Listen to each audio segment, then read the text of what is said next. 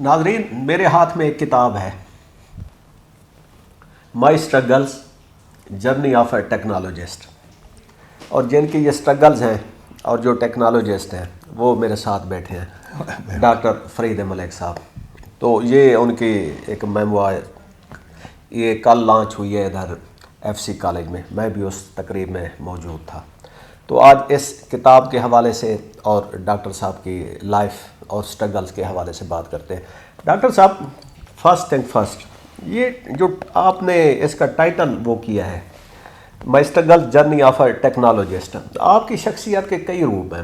آپ ایک ٹیکنالوجسٹ بھی ہیں، آپ ایک پروفیسر بھی ہیں، آپ ایک نیشنلسٹ بھی ہیں، ایکٹیوسٹ بھی ہیں، لیکن ایز ٹیکنالوجسٹ آپ نے اس بک کو وہ کیا ہے، اس کی کیا وجہ؟ دیکھیں جی، میں سمجھتا ہوں کہ اسلامک ورلڈ بشمول پاکستان ہمارا سب سے بڑا کرائسس ٹیکنالوجی کا ہے، اور there is some kind of a disconnect جو ہم ٹیکنالوجی نہیں ڈیولپ کر پاتے. سائنس تک ہم ٹھیک ہیں، رپورٹیں لکھنا، پیپر لکھنا، مگر اس نالج کو، نو ہاؤ کو پروڈکٹس میں کنورٹ کرنا، سروسز میں کنورٹ کرنا، اس میں ہم بہت بری طرح ناکام ہیں اور رہے ہیں، اور اس کے بغیر سوشو اکنامک ڈیولپمنٹ نہیں ہو سکتی.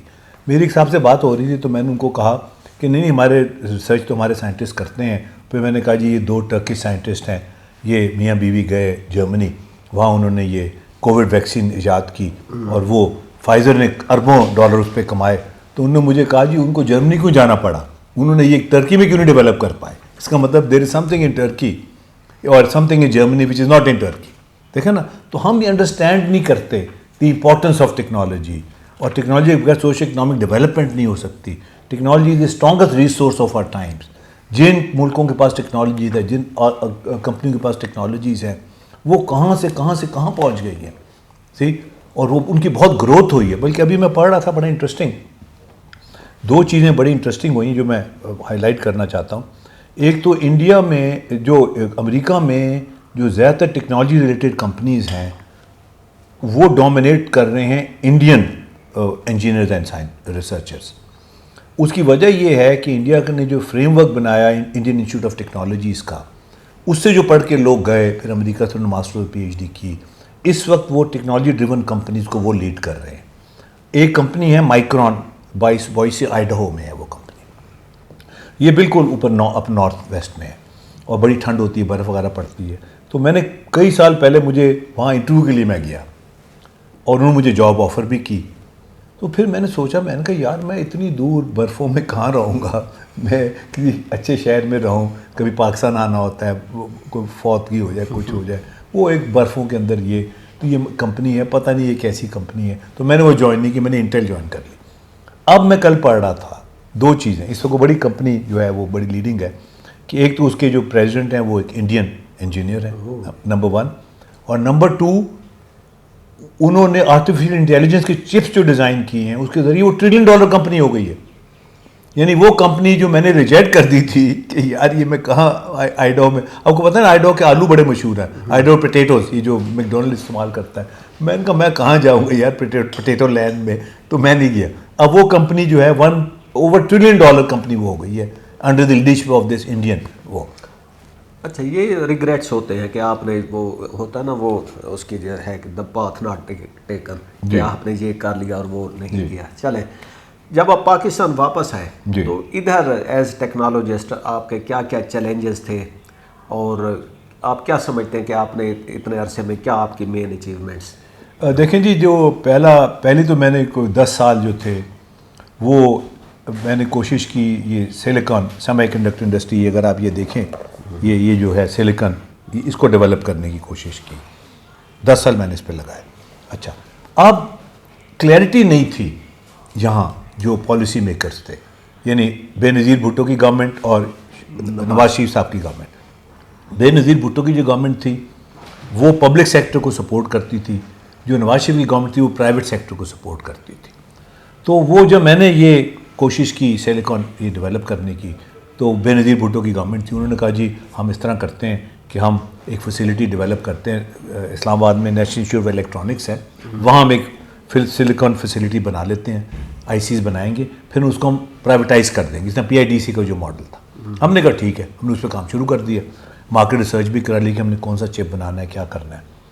بائی دا ٹائم ہم تیار ہوئے تو ان کی گورنمنٹ چینج ہو گئی. اب وہ نواز شریف کی گورنمنٹ آ گئی, سیکنڈ ٹرم آ گئی ان کی. جب ان کی سیکنڈ ٹرم آئی تو انہوں نے کہا جی ہم نے تو پبلک سیکٹر میں کچھ نہیں کرنا, پرائیویٹ سیکٹر کرے, یہ کرے. اچھا private sector on its own, یہ اس کو الیکٹرانک انڈسٹری ڈیولپ کرنا پرائیویٹ سیکٹر کی مشکل, ہائی انویسٹمنٹ, کمپلیکیٹڈ انویسٹمنٹس ہیں. تو میں نے ان سے کہا اگر آپ نے ٹوٹلی پرائیویٹ سیکٹر میں جانا ہے تو پھر ہم اسرائیل کا ماڈل فالو کر سکتے ہیں. اسرائیل کا ماڈل یہ تھا, بورڈ آف انویسٹمنٹ سے میری میٹنگ ہوئی, ہمایوں اختر خان تھے اس وقت ہیڈ اس کے.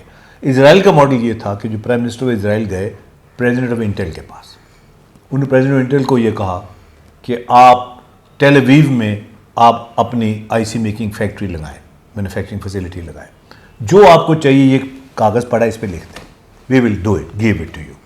انہوں نے جو مانگا انٹیل نے کہ جی فری زمین ملے گی, ٹیکس نہیں ملے گا, بجلی کا بل نہیں ہوگا, پانی نہیں ہوگا, ہمارے بندوں کو ٹریننگ کریں گے, ہمارے بندے کام کریں. انہوں نے کہا جی اوکے, سب کو اوکے کر دیا. ایز اے ریزلٹ انٹیل نے جا کے وہاں فیکٹری لگائی. اس وقت انٹیل کے چپس ٹیل اویو میں ڈیزائن ہو رہے ہیں. میں نے کہا جی پھر آل رائٹ, ہم یہ ماڈل فالو کرتے ہیں کہ ہم کوئی کمپنی وہاں ڈھونڈتے ہیں جس کو ہم یہ کنونس کرتے ہیں کہ جی ہم آپ کو ساری فیسلٹیز دیں گے, آپ یہاں آ کے مینوفیکچرنگ فیسلٹی اسٹیبلش کریں, آپ یہاں آئی سیز بنائیں, اور وہ آئی سیز بنائیں جس کی لوکل بھی ڈیمانڈ ہو اور آپ کی ایک ایکسپورٹ مارکیٹ بھی ہو, 50-50 ہو.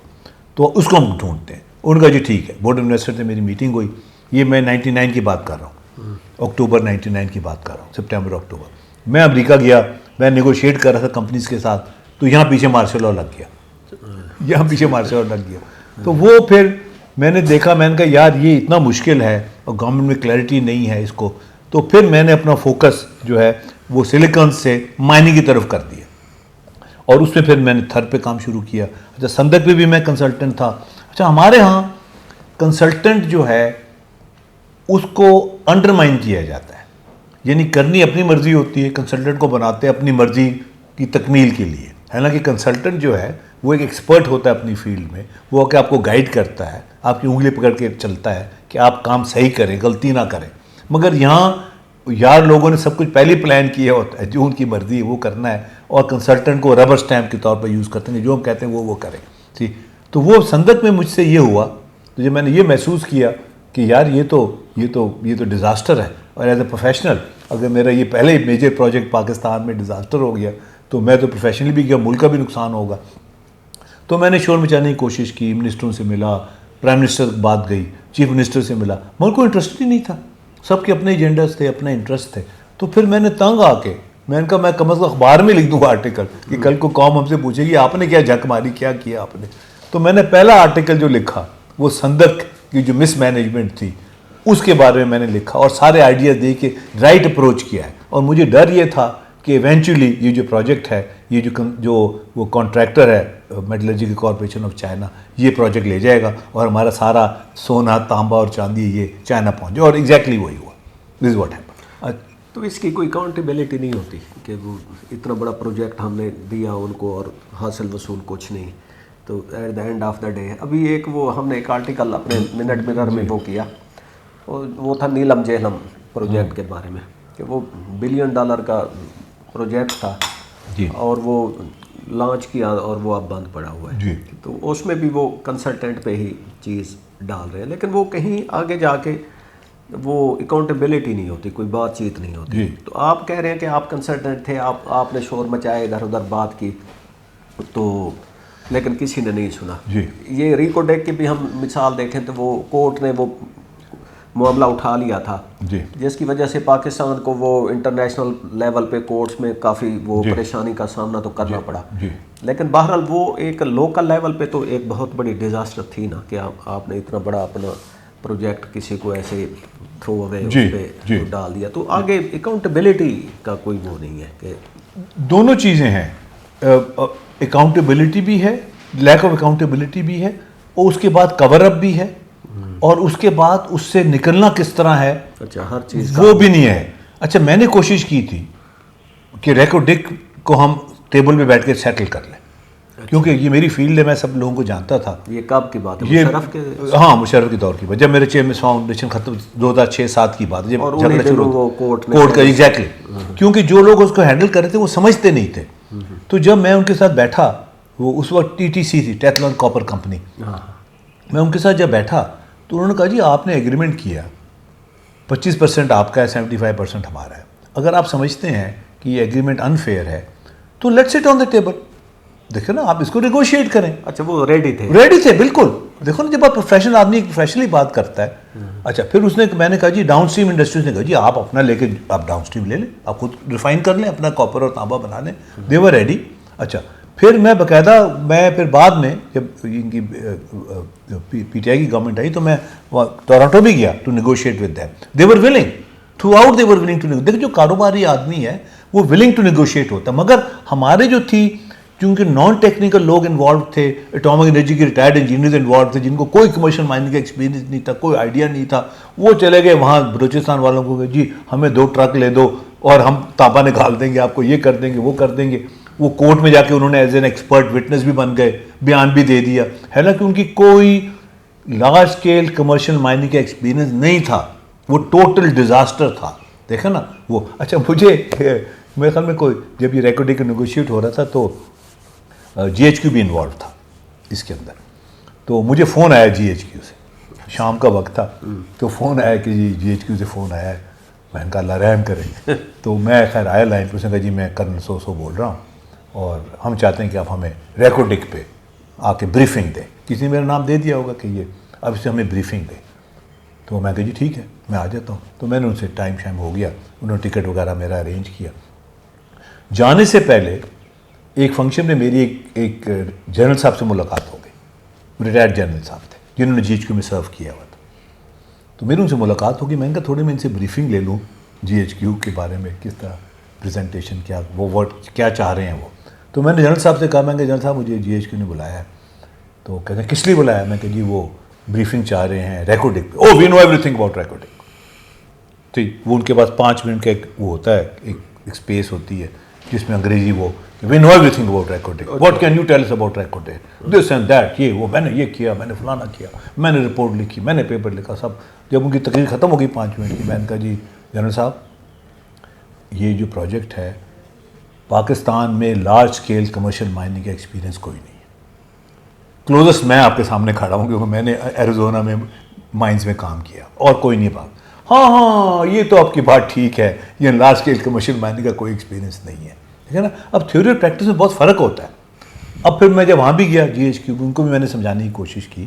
میں نے کہا بھائی یہ جو کاروباری لوگ ہیں نیگوشیٹڈ سیٹلمنٹ ہوتے ہیں, you sit on the table and discuss کہ آپ نے what you can leave, what you can not leave, اس کو سیٹل کرنے کے ہے. تو میں نے باقاعدہ ان کو پریزنٹیشن دی, آلٹرنیٹیوز بھی دیے. ہمارا سجیشن میرا یہ تھا کہ اگر وہ TCC نہیں رہنا چاہتی تو ہم اس کو کسی اور کمپنی میں روک کے بائی آؤٹ کر لیتے ہیں. جھگڑے کی ضروری ہے کہ اپنے مقدمے کرنے, اربوں روپے آپ نے خرید دیے مقدموں میں, فیسوں پہ اور اس پہ, لیٹ سیٹل دس تھنگ. وہ تیار تھے, بلکہ ہم نے ایک کینیڈین فرم بھی ڈھونڈ لی تھی, وہ were willing to buy the share of وہ ٹیٹلن کا اینکر فوسٹر جو تھا اس میں. اچھا جو TCA والے تھے اپنا بیرک گولڈ والے, دے وانٹڈ ٹو اسٹے. تو یہ سارا ابھی بھی بیرک گولڈ تو ہے بیچ میں رہ رہا ہے. تو ابھی بھی پھر یہ جو سیٹلمنٹ ہوا ہے اس میں اب بیرک گولڈ رہ رہا ہے, 50% ان کا شیئر ہے, 50% گورنمنٹ آف پاکستان کا شیئر ہے. ان کو بائی آؤٹ کر لیا گیا ہے ٹیتلون کاپر کمپنی کو, وہ دے آر آؤٹ نا. اور ابھی بھی وہی کانسنٹریٹ بنے گا اور وہ سارے کا سارا صندوق کی طرح باہر چلا جائے گا اور وہاں جا کے وہ فنش ہوگا. اور پھر اپنی ریکوائرمنٹ کے لیے ہمیں پھر تانبا بھی امپورٹ کرنا پڑے گا, اور سلور بھی امپورٹ کرنی پڑے گی, اور سونا بھی امپورٹ کرنا پڑے گا, جو میں سمجھتا ہوں غلط ہے. میں نے ان سے بات کی, انہوں نے کہا ٹھیک 50% آپ اپنا لے لیں, جو آپ کا بنتا ہے آپ اس کو کر لیں پروسیس, اور ہم کر سکتے ہیں. جو ہم اس کو ٹرین کے ذریعے اس کو شپ کر رہے ہیں پورٹ قاسم سے, ہم ٹرین لے جا کے تھر کے اندر, وہاں کولا ہے, سستی بجلی ہے, وی کین ریفائن اٹ. دیکھا نا, اس کے لیے گیم پلان چاہیے. اچھا ڈاکٹر صاحب, ایز ٹیکنالوجسٹ یہ تو ایشوز پرابلم ہی ہے, وہ تو رہتے ہیں. تو آپ نے ادھر جتنے پروجیکٹس پہ کام کیا, تو آپ کے خیال میں کون سا ایسا پروجیکٹ ہے جو آپ دیکھتے ہیں کہ وہ پاکستان کے لیے گیم چینجر ہوگا اور اس میں آپ کی کنٹریبیوشن؟ تھر ہے جی, تھر از اے گیم چینجر.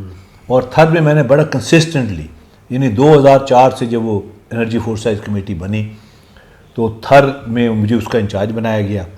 2005 میں میری ٹرم ختم ہو گئی ایز چیئرمین سائنس فاؤنڈیشن. وہ بھی بڑی میں سمجھتا ہوں زیادتی تھی. I was only 52 years old.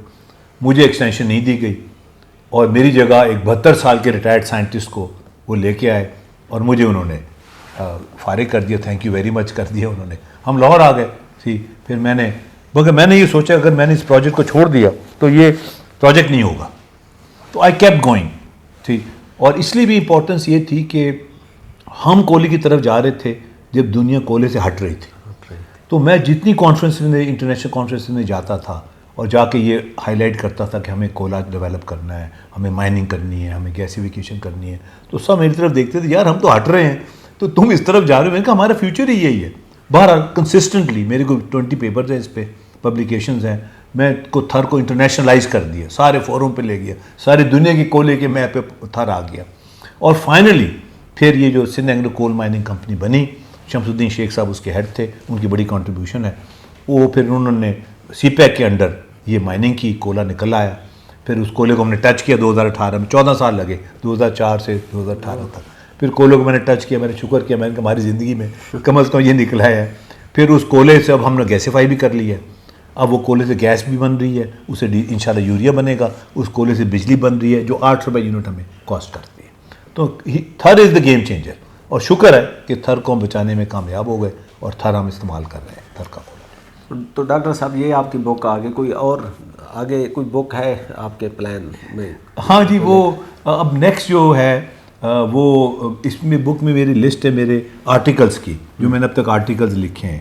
یہ اس میں کوئی 800 کے قریب آرٹیکلس ہیں جو اس میں رپورٹڈ ہیں, جو میں نے آلریڈی پبلش کر چکا ہوں. اب مجھے ریکویسٹ یہ ہے کہ جتنے آرٹیکل میں نے لکھے ہیں آج تک, آپ انکلوڈنگ آپ کے اخبار, ان کو سب کو کمپائل کر کے ان کو پبلش کیا جائے. تو اب انشاءاللہ نیکسٹ جو پروجیکٹ ہے, کیونکہ وہ جو آرٹیکل ہیں وہ امیجیٹ پرابلم, جس طرح بھی سولر کا ہے یا ویسٹ ٹو انرجی ہے, یہ جو سارے ہیں وہ آرٹیکلس کو ایک کتاب کی صورت میں پیش کیا جائے. مگر ہماری جو ٹیکنالوجی کی جو جستجو ہے یہ جاری رہے گی. اور میں نے کل بھی اپنے لانچ میں بھی کہا تھا دیر از نو گوئنگ بیک. اور یہ قائد اعظم کے الفاظ تھے جو انہوں نے اپنے ڈاکٹر کو کہے تھے جب اس نے کہا تھا ان کو کہ آپ کو ٹی بی ہے and you have to go back. اس نے کہا no, there is no going back. تو ٹیکنالوجی بھی ہمارے لیے ایک جہاد ہے, اور اگر ہم نے سوشل اکنامک ڈیولپمنٹ کرنی ہے اور چائنا کی طرح ترقی کرنی ہے تو دی اونلی آپشن از کہ ہم ٹیکنالوجی کو انڈرسٹینڈ کریں اور ٹیکنالوجسٹ کی بات سنیں, مانیں اور اس کو لے کے چلیں. اس لیے میں نے کتاب بھی لکھی. حالانکہ اس طرح آپ نے بھی کہا اور میرے پبلشر نے مجھے کہا کہ آپ اپنی جو ایکٹیویزم ہے, آپ کی 60 سال کی جو ایکٹیویزم ہے, وہ جو کیریئر ہے وہ بھی اس میں مینشن کر. میں کہا جی نہیں, I want to dedicate this book to technology. جو میں سمجھتا ہوں سب سے اسٹرانگسٹ ریسورس ہے آف آر ٹائمس, اور اسی کے ذریعے سوشل اکنامک ڈیولپمنٹ ہے. اور دنیا کے مسائل کا حل ٹیکنالوجی میں ہے. اور ٹیکنالوجسٹ جو ہے وہ آج کل کے بابا ہے, پیر بابا جو ہے وہ ٹیکنالوجسٹ ہیں. اگر آپ کو کوئی مسئلہ ہے تو آپ پیر بابا کے پاس نہ جائیں. تلسم قضا ایک ہوتا تھا یہاں اس پہ فیروزپور روڈ پہ, جو کہتا تھا ہر مسئلے کا حل میرے پاس ہے.